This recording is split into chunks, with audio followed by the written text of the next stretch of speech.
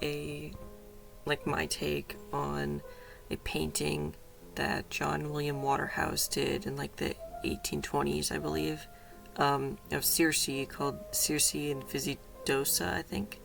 I don't exactly remember what the context of the painting was, and I only actually looked it up after I completed this painting because I was like, oh, maybe it has like a cool story behind it, and it does, but that symbolism is not really like taken into account for my painting. I just thought it looked cool. So what I'm painting here is I'm trying to like go for like an androgynous figure, which you'll probably see a little bit more later when there's more detail. Just looking kind of melancholy, pouring water into water. Yeah, and the paper that I'm using is Arteza watercolor pad, and then I'm using the watercolors right now, and it's just like a travel watercolor set. You can kind of see the corner of it in like the right corner of the frame. It's the Sennelier like travel set that a friend gave me, which I think is perfect because I'm not a giant fan of watercolor. So I don't think I really need a giant set, but actually this made me enjoy watercolor, so maybe I'll look into getting a bigger set if I end up using it more. I don't know, I guess I just don't really have the patience for watercolor because if you don't let it dry, it like bleeds into itself and whatever. Like you can kind of see where the blue meets the brown, like I kind of didn't wait enough. Oh, and now I am switching into gouache. And honestly, I think I use a fairly gouache brand. It's called My Artscape. I'm pretty sure it's just like a cheap brand you can find at Michael's or something. I'm not exactly sure when I got this, and like half of the tubes are dry at this point because I've had it for years and not really used it because it's not the best.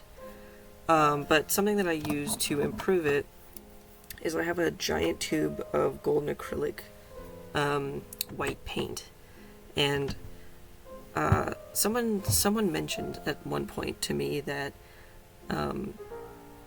having white paint, like a nicer white paint bottle as opposed to like other nicer colors, what am I trying to say, like a nicer brand of white paint to mix with your like less nice other colors can improve like the consistency of them because you know, you're mixing white with all of your other colors. And of course I used quite a bit of white in this painting to get the right colors, so yeah, I think the gouache paint kind of went from a little bit cheap and not very opaque to pretty good with the golden acrylic white. Sorry for that switch there. I was having real trouble trying to like get detail in with the camera, and I guess I felt a little bit shy or something. But from here on out, you'll see everything that goes on.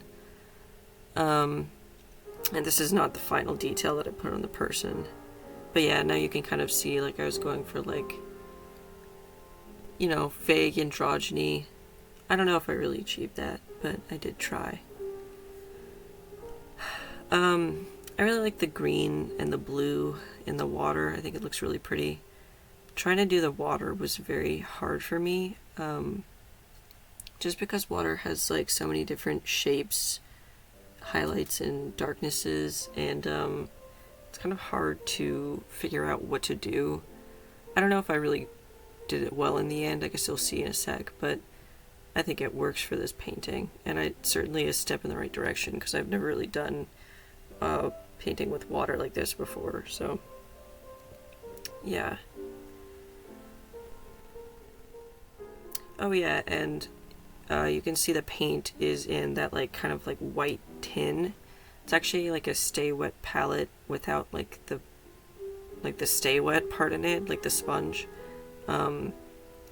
Because honestly, I'm not sure if I like the sponge because it kind of like waters down your paints, and I don't know, just like mixing paints on paper.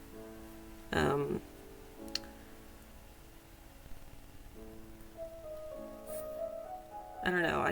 I'm not a big fan of it. So anyway, but if you seal up the Stay Wet palette, it'll keep your gouache wet for slightly longer than if you just let it sit out. So I do that. Yeah, so going in more with the water, which you can't really see because it's out of frame. Adding some highlights, trying to make it actually look like there's like little waves that are splashing out.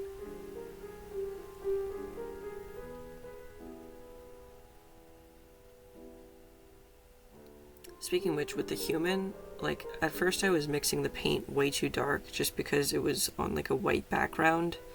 And I don't know, maybe I'm not the best at mixing paint either. It could also be that, but I think I actually kind of pulled it back from the brink because the first couple, like paint, I don't know, streaks that I put on there, they were super dark, and I was like, I don't know how I'm gonna be able to fix this.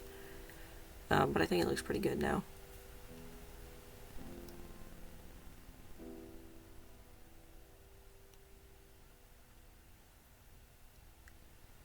Doing the background work was probably the hardest part for me. I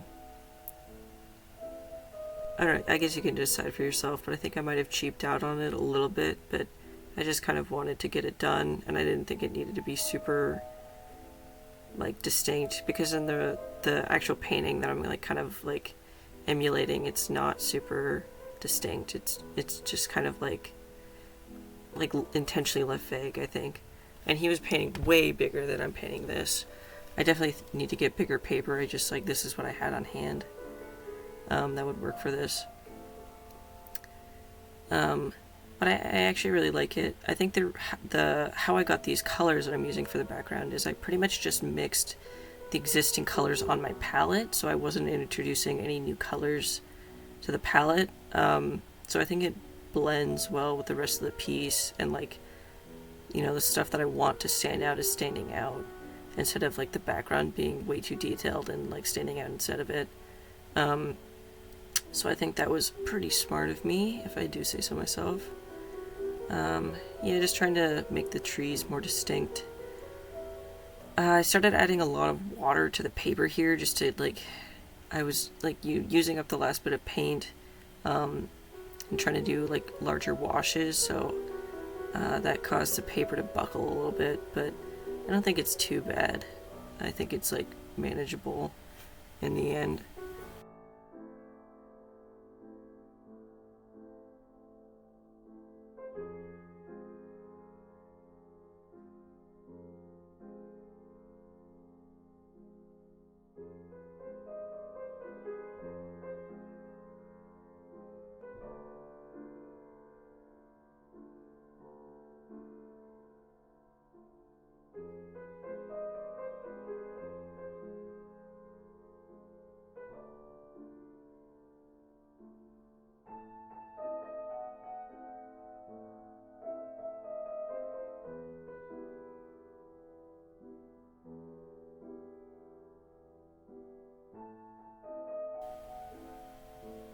One thing that bothers me about this piece is from where I was painting it, because it's sitting flat on the desk in front of me, the person's head looked like pretty proportional. But looking at it like front on like this, it's just like it's a little bit too big. And if I was like a digital artist, I'd definitely like shrink it down a little bit, but I'm not, so I'm just gonna have to live with it, which is okay. It's just like, next time I'm gonna try to just like, I don't know, look at my painting like full on again, or maybe use like an angled thing to catch that beforehand.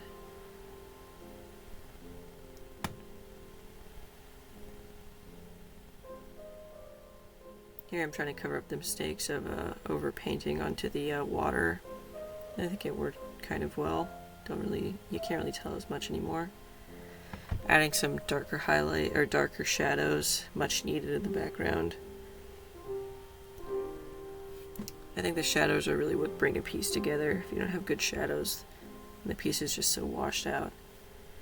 And I'm trying to fix stuff up on the human figure again, and I'm adding, I think I add highlights. Yeah, I add highlights to the eyes to just make it look, I don't know, more human.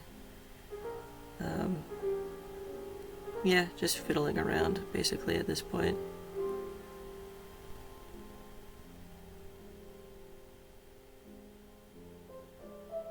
And there we go, the final piece. You can really see the texture of the paper. I think it looks pretty good.